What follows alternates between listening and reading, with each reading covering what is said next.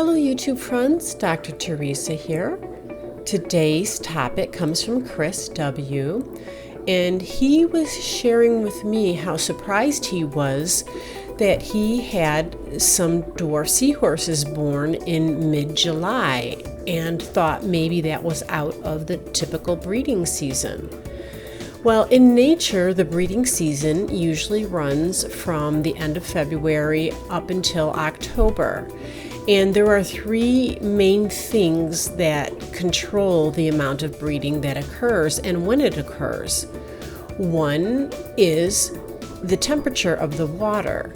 So usually when temperatures are in the 70s or higher, that's prime breeding time. Although a drop in temperature, especially around the October time, can also be a signal that this is their last chance and they might fit in one more breeding session before the cold weather comes in. Another sign to the dwarf seahorse of breeding time is abundancy of food.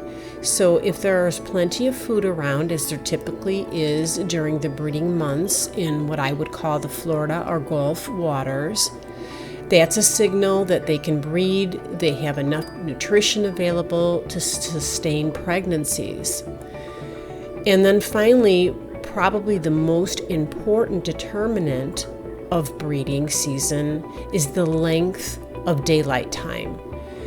Dwarf seahorses will not breed if they are not provided with at least 12 continuous hours of daylight or illuminated time.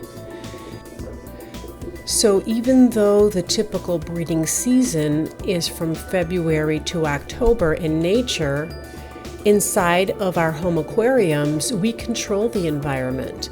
So we can extend out that time, and it's not unusual for dwarf seahorses to be born all year long because we do keep the temperature within a certain range in the aquarium.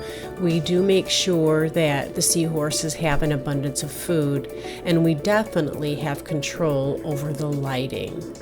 So no, it's not unusual for dwarf seahorses to have babies at any time of year in the home aquarium. Thanks so much for the question, Chris. Thanks for watching, everyone, and take care.